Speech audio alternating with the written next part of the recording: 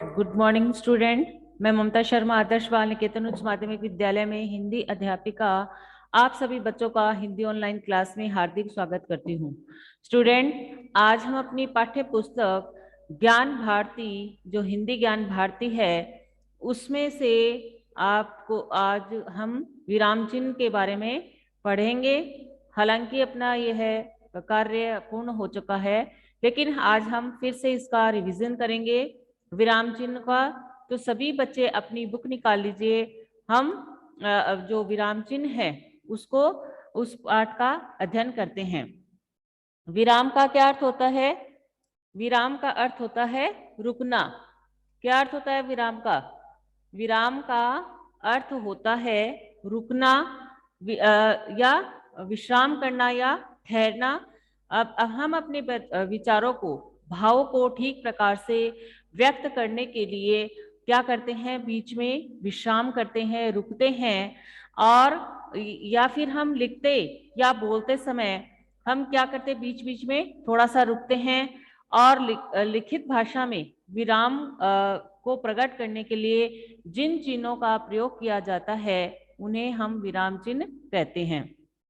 अगर हम अपने विचारों को ठीक ठाक ढंग से दूसरों के सामने व्यक्त करना चाहते हैं तो हमें विराम चिन्हों का प्रयोग करना चाहिए। जो हमें लिखित, अगर हम किसी बात को लिख रहे हैं तो लिखते समय हमें इसका विशेष ध्यान रखना चाहिए। बोलते समय भी हमें इसका ध्यान रखना चाहिए, लेकिन लिखते समय भी हमें इसका विशेष ध्यान रखना चाहिए, जिससे आपकी भाषा है वो अच्छी लगती है, दूसरे प्रभावित होते हैं। इसलिए जो विराम चिन्ह है उनका उचित प्रयोग करना चाहिए। विराम चिन्हों का उचित प्रयोग से विचारों और भावों को ठीक ठाक से प्रकट करने तथा समझने में सहायता मिलती है। इसलिए जो विराम चिन्ह है उनका हमें उचित प्रयोग करना चाहिए, क्योंकि इससे दूसरा है जो समझने वाला और हम बोलने वाले हैं, हम दोनों प्रभावित होते हैं। इसलिए विराम चिन्ह है उनका हमें उचित उपयोग करना चाहिए। हिंदी में जो प्रयोग लाए जाने वाले जो प्रमुख विराम चिन्ह है, आज हम उसका पुनः अध्ययन करेंगे और रिवीजन करेंगे कि कौन कौन से चिन्ह होते हैं और उनका कहाँ प्रयोग किया जाता है। तो सबसे पहले पहले मैं आप लोगों को वो सारणी बता देती हूँ और चिन्ह बता देती हूँ, और उदाहरण के द्वारा आप लोगों को स्पष्ट कर देती हूँ कि कौन से चिन्ह है वो कहाँ पर प्रयोग में लाए जाते हैं। तो आप सभी अपनी नोटबुक में निकाल लीजिए। उसमें हम आज लिखेंगे कि नाम, चिन्ह और उदाहरण। नाम, फिर इसके चिन्ह, चिन्ह और उदाहरण। उदाहरण के द्वारा हमें अच्छे से समझ में आ जाएगा कि कौन से जो उसके लिए विराम चिन्ह के लिए कौन सा चिन्ह है वो प्रयोग किया जाता है। उसके जैसे अपन कोई भी बात पूरे करते हैं तो हम एक पाइसी लगाते हैं, जिसे हम कहते हैं पूर्ण विराम। उसका नाम है पूर्ण विराम।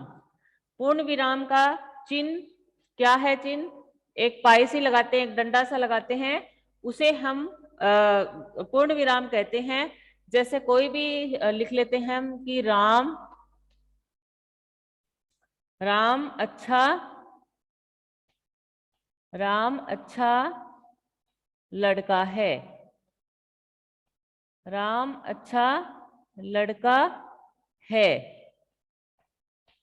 और इसमें हम लगाते हैं पूर्ण विराम कि राम अच्छा लड़का है। ये अपनी बात है यहाँ पर पूर्ण हो गई है, इसलिए हमें यहाँ पर है के बाद में पूर्ण विराम लगाते हैं। दूसरा जो होता है चिन्ह, जिसका नाम क्या है?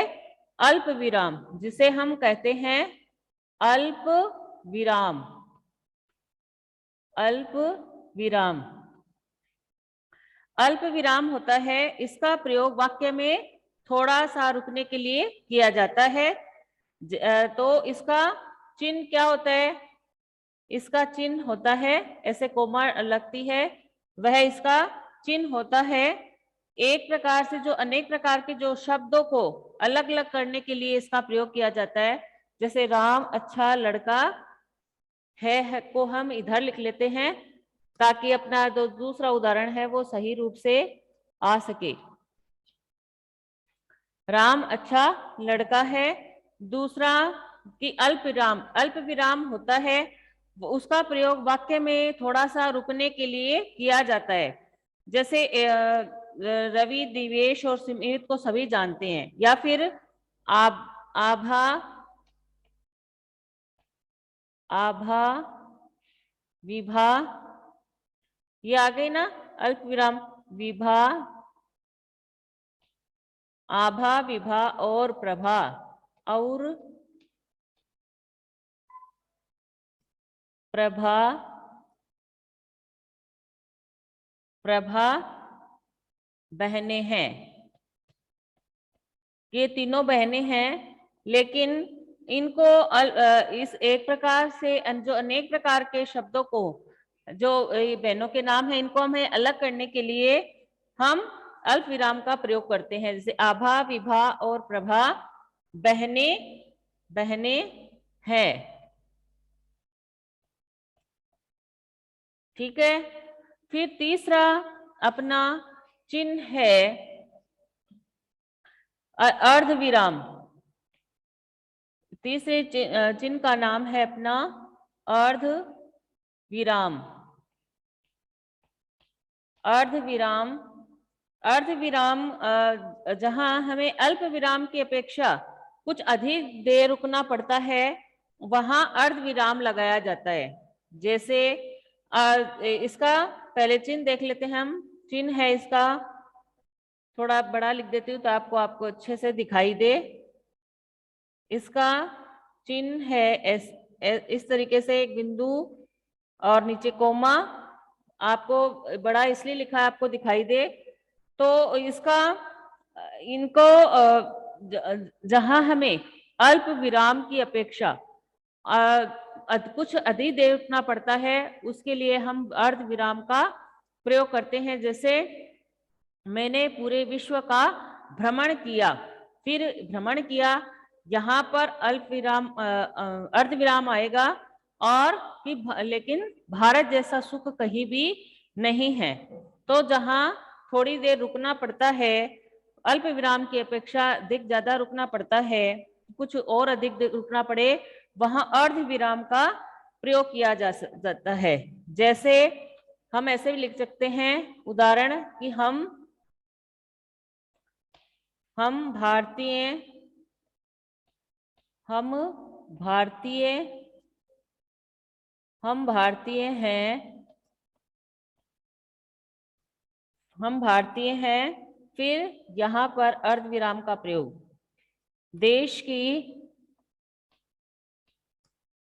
देश की सेवा, यहां लिख देती हूं, देश की सेवा करना हमारा परम कर्तव्य है। कर्तव्य यानी ड्यूटी, कर्तव्य है।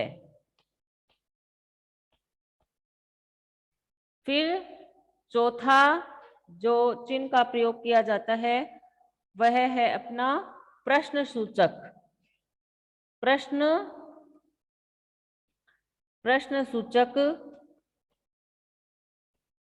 प्रश्न सूचक, उसका नाम क्या है? चिन्ह का वो क्या बोलते हैं हम अपन? प्रश्न सूचक चिन्ह। इसका प्रयोग है वो प्रश्न सूचक वाक्य के अंत में किया जाता है। जैसे हम पूछ ले कि आपका नाम क्या है, आप कौन सी क्लास में पढ़ते हैं, तो इस प्रकार के जो प्रश्न किए जाते हैं उसमें प्रश्नवाचक सूचक जो उदाहरण है है अपना जो प्रश्न सूचक चिन्ह है उसका प्रयोग किया जाता है। तो हम इसका इसका चिन्ह लिखेंगे, ऐसे आप भी लगाते हो इसका।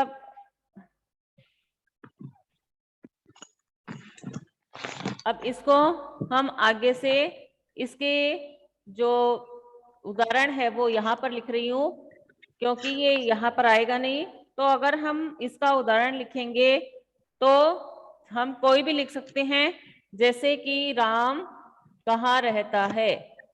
राम कहाँ, हमें लिखना है क्या? हाँ, राम कहाँ रहता है। राम कहाँ रहता है।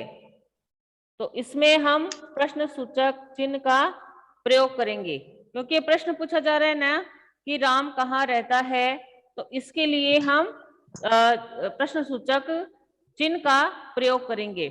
अभी मैंने आप लोगों को 4 चिन्ह बताए हैं, जिसका पहले का नाम है पूर्ण विराम, उसका चिन्ह मैंने आपको बताया। फिर उसका प्रयोग कैसे, जैसे राम एक अच्छा लड़का है, उसके बाद में उसका प्रयोग किया जाता है। फिर होता है अल्प विराम, जिसका एक कोमा लगती है। जैसे हम किसी भी विराम का प्रयोग वाक्य में थोड़ा सा रुकने के लिए उसका प्रयोग किया जाता है। और एक प्रकार के जो अनेक शब्दों को अलग अलग करने के लिए इसका प्रयोग किया जाता है। जैसे रवि, दिवेश और अमित को सब जानते हैं, तो रवि है, इसके बीच में हम कोमा का प्रयोग करेंगे। फिर तीसरा हमने पढ़ा अर्धविराम। अर्धविराम चिन्ह क्या होता है, जहां अल्प विराम की अपेक्षा हमें कुछ देर और रुकना पड़े, कुछ अधिक देर रुकना पड़े, वहां अर्धविराम का प्रयोग किया जाता है। जैसे मैंने पूरे विश्व का भ्रमण किया, फिर अर्धविराम का चिन्ह, लेकिन भारत जैसा सुख कहीं भी नहीं है, जैसा भारत में सुख है वह कहीं भी नहीं है। चौथा हमने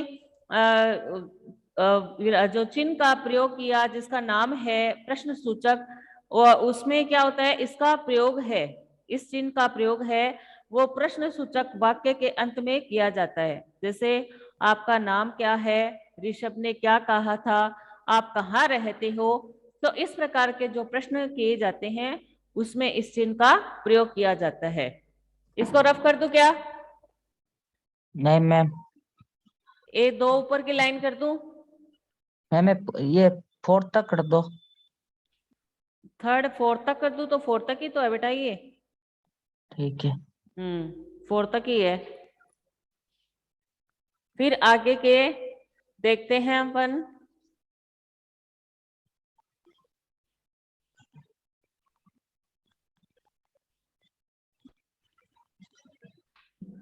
आगे का 5वां है अपना विस्मय बोधक। नाम यहां लिख लेते हैं, नाम, चिन्ह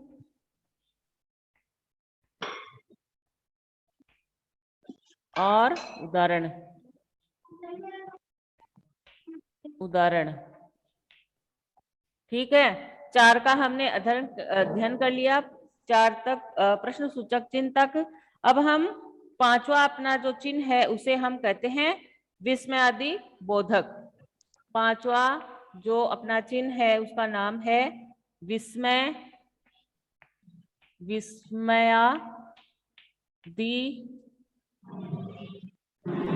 बोधक। विस्मयादि बोधक,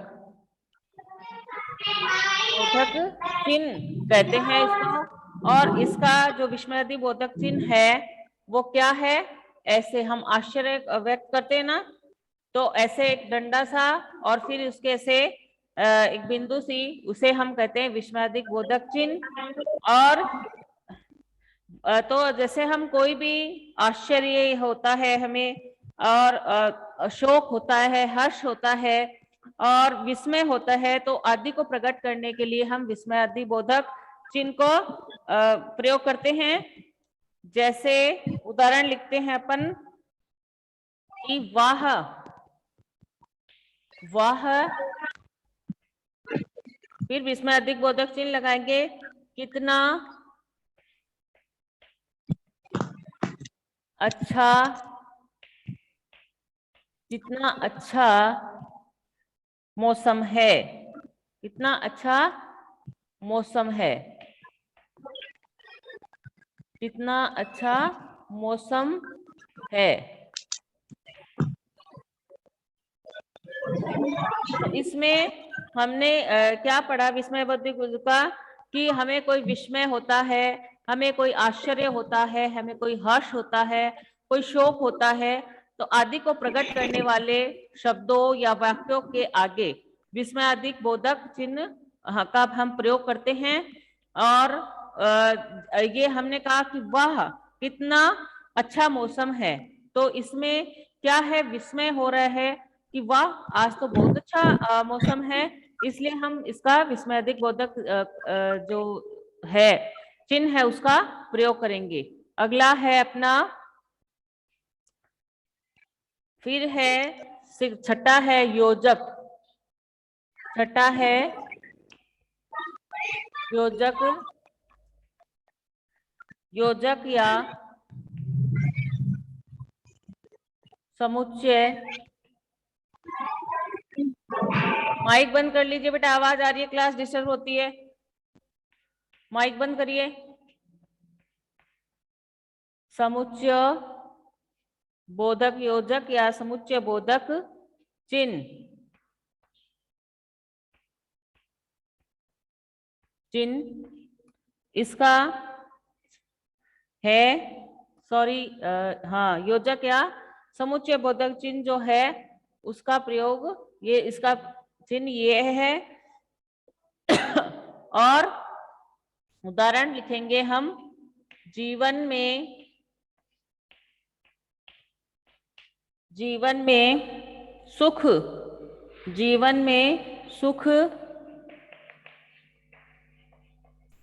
जीवन में सुख दुख,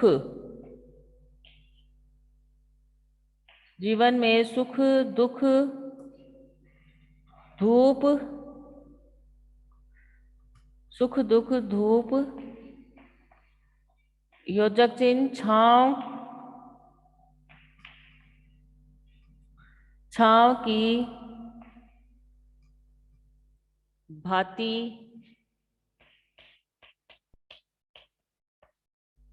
जीवन में सुख दुख है, धूप छांव है, वो की भांति आते, योजक चिन्ह जाते, आते जाते रहते हैं, रहते हैं। कि जीवन में सुख दुख, तो सुख और दुख के बीच में योजक चिन्ह का प्रयोग हुआ है। धूप छांव, धूप छांव के बीच में योजक चिन्ह का प्रयोग है। और आते जाते, आते जाते के बीच में योजक चिन्ह है। तो जो समुच्चय बोधक या योजक चिन्ह है वो दो शब्दों को जुड़ने के लिए समुच्चय बोधक चिन्ह का प्रयोग किया जाता है। जैसे हम लिखे कि छोटा बड़ा है, मांस अपमान है, धीरे धीरे है, तो इन शब्दों के बीच में हम योजक या समुच्चय बोधक चिन्ह का प्रयोग करते हैं। अगला अपना जो चिन्ह है वह है उदाहरण चिन्ह, जिसका नाम है, यहां पर लिखेंगे हम उदाहरण चिन्ह। उदाहरण चिन्ह,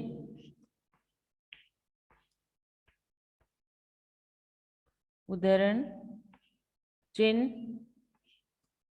और इसका है चिन्ह है इस तरीके से, दो कोमा है वो लगाई जाती है, इस तरीके की दो कोमा लगाई जाती है, वो उदाहरण चिन्ह होता है। जैसे दीपिका ने कहा, उदाहरण लिखेंगे हम, दीपिका ने कहा, दीपिका ने कहा। फिर इसको हम लिखेंगे उदाहरण चिन्ह के माध्यम से कि मैं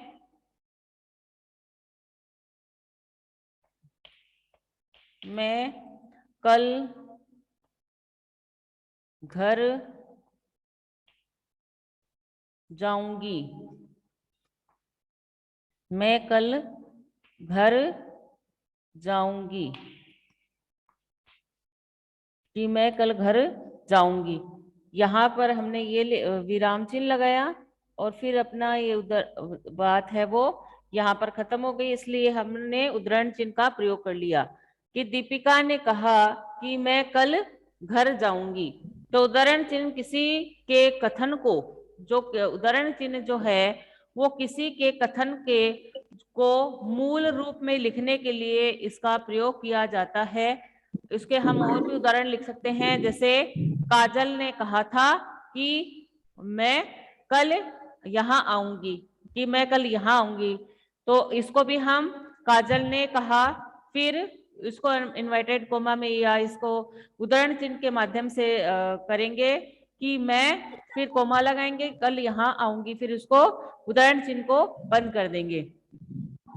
और ऐसे भी उदाहरण और देखे तो हम कह सकते हैं, जैसे लोकमान्य तिलक ने कहा था फिर कि स्वतंत्रता मेरा जन्मसिद्ध अधिकार है। तो लोकमान्य ने कहा था, फिर स्वतंत्रता से लेके स्वतंत्रता मेरा जन्मसिद्ध अधिकार है, यहाँ तक हम उसको, इस बात को हम उद्धरण चिन्ह के द्वारा व्यक्त करेंगे। ठीक है, फिर अगला है अपना कोष्टक चिन्ह। इसको रफ कर दूं क्या? इसको रफ कर दूं? मैम 7 वाले में। कौन से 7 वाले में? तो ऊपर का रफ कर देती हूँ।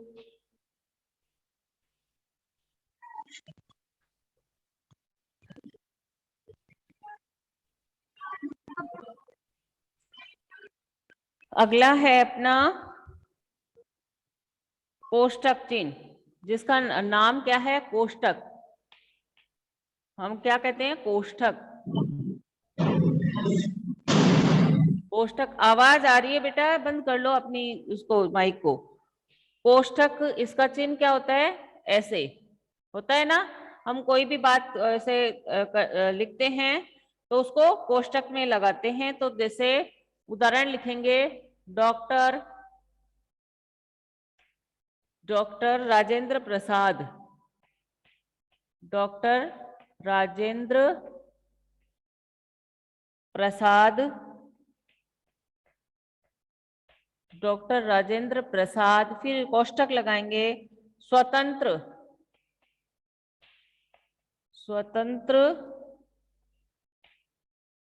भारत, स्वतंत्र भारत के प्रथम, डॉक्टर राजेंद्र स्वतंत्र भारत के प्रथम राष्ट्रपति। कि हम अपनी बात को बताना चाह रहे हैं कि भाई कौन है राजेंद्र प्रसाद। तो राजेंद्र प्रसाद स्वतंत्र भारत के प्रथम राष्ट्रपति थे। इस बात को हम शो करने के लिए या बताने के लिए इसको कोष्टक में लिखते हैं।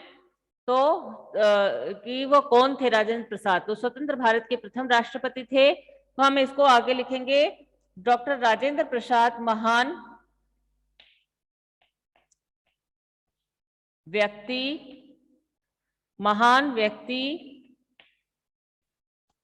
थे। डॉक्टर राजेंद्र प्रसाद महान व्यक्ति थे। तो अब इसको, इस बात को जानने के लिए कि राजेंद्र प्रसाद कौन थे, कि वो हमारे, जब हमारा देश गुलाम था, उसके बाद में आजाद हुआ था, तो स्वतंत्र भारत, जब अपना भारत स्वतंत्र हुआ था, उसके जो प्रथम राष्ट्रपति है वो डॉक्टर राजेंद्र प्रसाद है। इस बात को प्रदर्शित करने के लिए हमने इसको कोष्टक में लिखा है, कि कोष्टक चिन्ह का प्रयोग किया है। तो इसका क्या होता है कि वाक्य में आए किसी शब्द के अर्थ को प्रकट करने के लिए या किसी बात अथवा नाम को स्पष्ट करने के लिए कोष्टक का प्रयोग किया जाता है। जैसे अपन ऐसे भी लिख सकते हैं कि मुझे मैट्रिक, फिर मैट्रिक क्या होता है? 10th क्लास होती है ना आपकी, 10वीं क्लास। तो उसको आप लिख सकते हैं 10वीं को आप कोष्टक में लिख सकते हैं कि मुझे मैट्रिक, यानी उसका लगा दो आप कोष्टक, मुझे 10वीं का प्रमाण पत्र दिखाओ। और उदाहरण लिख सकते हैं कि चंद्रभान अब आया है। तो उसको अब आया है, अब ये क्या बात थी इसके पीछे, इस बात को हम शो करने के लिए ऐसे कर सकते हैं कि चंद्रभान जिसने तुम्हें कल पुस्तक दी थी, उसको हम कोष्टक में लिख देंगे। और अब आया है कि आपने जिसको कल पुस्तक दी थी वह अभी आया था, अभी आया है। तो इसका उदाहरण कोष्टक जो चिन्ह है उसमें क्या है कि वाक्य में आए किसी शब्द के अर्थ को प्रकट करने के लिए या किसी बात अथवा नाम को स्पष्ट करने के लिए कोष्टक चिन्ह का प्रयोग किया जाता है। समझ में आ गया ना आपको? समझ में आ रहा है ना कि कोष्टक चिन्ह का प्रयोग हाँ कब किया जाता है? फिर ये रफ कर दो ना 7 वाला, ये रफ कर देती हूं। फिर अपना है विवरण चिन्ह। नेक्स्ट है अपना जो है ये 8 का था अपना, 7 तक कर लिए थे। फिर 9 का है अपना विवरण चिन्ह। विवरण चिन्ह विवरण चिन्ह है, और इसका जो चिन्ह है वो इस प्रकार से 2 बिंदु और एक डेस्क जैसा योजक चिन्ह जैसा। फिर इसको बंद कर देते हैं अपन। ये है कि अपन इसका उदाहरण लिखते हैं।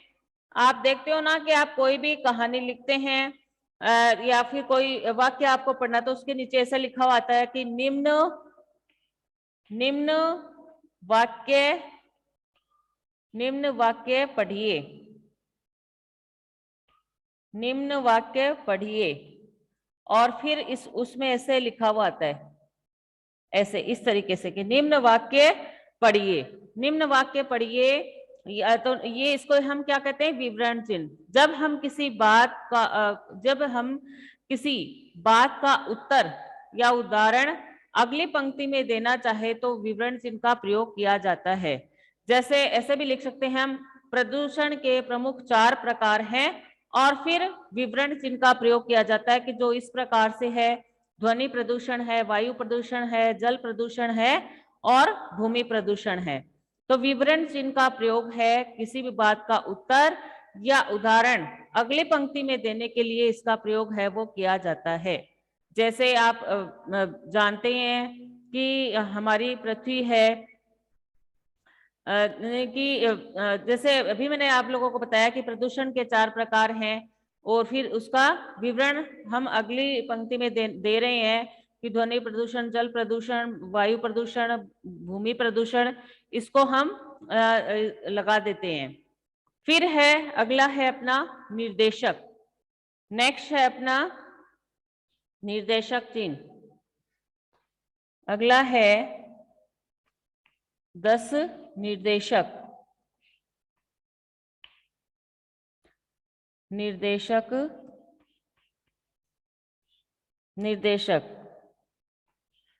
इसका चिन्ह ऐसे होता है। तो उदाहरण लिखेंगे हम, दीपक ने कहा प्रतिदिन, दीपक ने कहा प्रतिदिन व्यायाम, दीपक ने कहा प्रतिदिन व्यायाम करना, दीपक ने कहा प्रतिदिन व्यायाम करना चाहिए।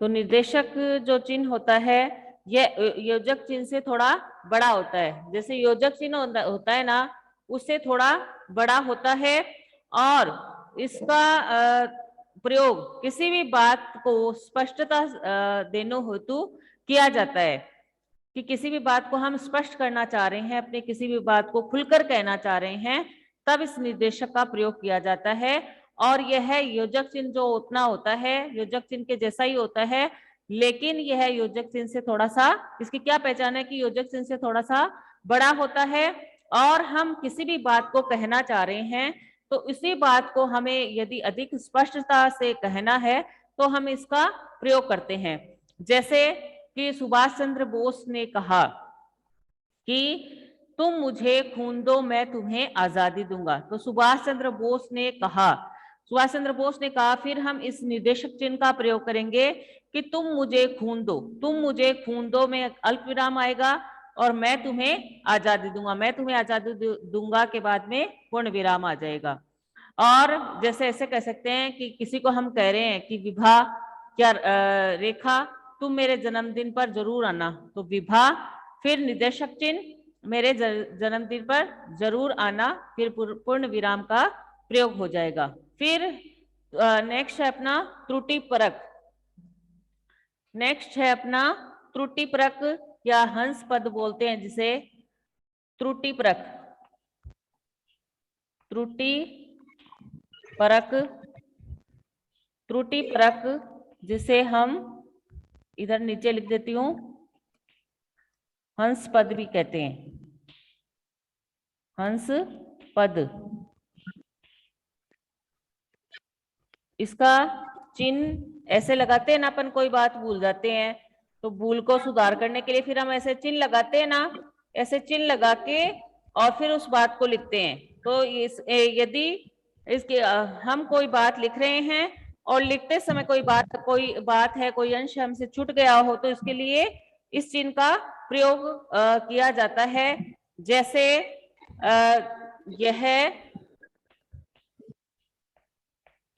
यह गुलाब, यह गुलाब फिर फूल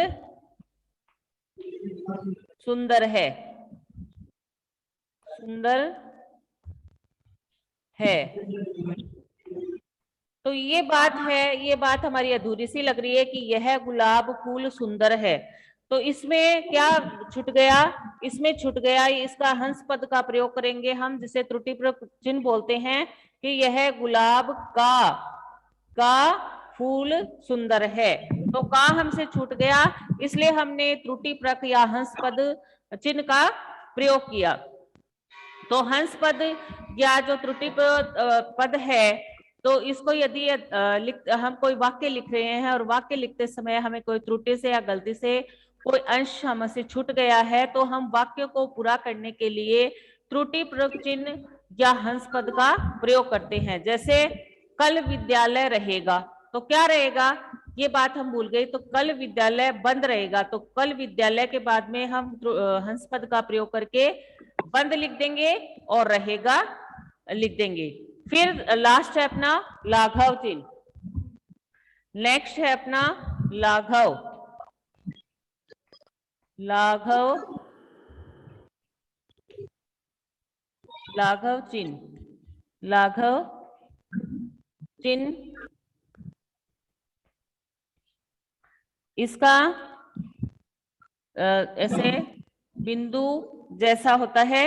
इसे ये किसी भी बात को संक्षिप्त रूप में लिखने के लिए इसका लाघव का प्रयोग किया जाता है। किसी भी बात को हम संक्षिप्त रूप से लिखना चाहते हैं या छोटा लिखना चाहते हैं तो इसका प्रयोग करते हैं। जैसे डॉक्टर,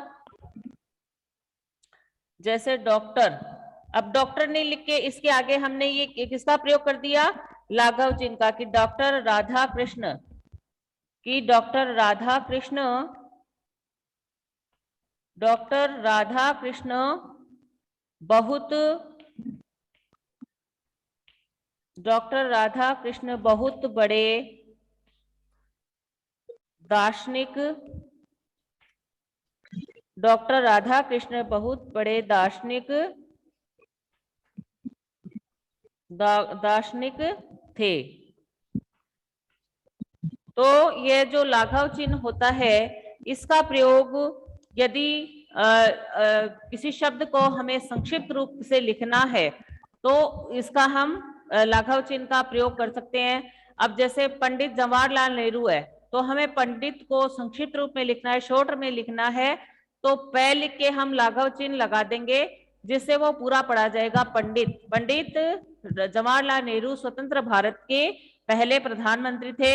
ऐसे ही जैसे डॉक्टर राजेंद्र प्रसाद है, वो डॉक्टर ने पूरा लिख के हम डॉ लिख के उसके बाद में लाघव का प्रयोग कर देंगे। उसके लिए हम कोई भी वाक्य लिख सकते हैं कि डॉक्टर राजेंद्र प्रसाद संविधान सभा के अध्यक्ष थे। तो इस प्रकार हम लाघव चिन्ह का प्रयोग कर सकते हैं। लाघव चिन्ह का प्रयोग दोबारा बता देती हूँ, किसी भी बात को संक्षिप्त रूप से लिखने के लिए लाघव चिन्ह का प्रयोग किया जाता है। तो स्टूडेंट, आज हमारी क्लास का टाइम है वो ओवर हो गया है। हमने अपनी जो चिन्ह है, जो विराम चिन्ह है, उनके सभी चिन्हों के नाम और उनका चिन्ह उदाहरण के द्वारा मैंने आप लोगों को बहुत अच्छे से स्पष्ट कर दिया है। आशा है आप लोगों के समझ में आ गया होगा। अगर फिर भी नहीं आया हो तो आप मेरे से पूछ सकते हैं। किसी को कुछ पूछना है क्या बेटा? ठीक है तो बेटा, thank you, have a nice day. Ma'am. Yes बेटा, बोलो जल्दी। मैम। हाँ बोलो। मैम इसकी वीडियो पे जो ना आपने काम कराया ना। ठीक है बेटा, भेज दूंगी। ठीक है बेटा, thank you, have a nice day. Welcome.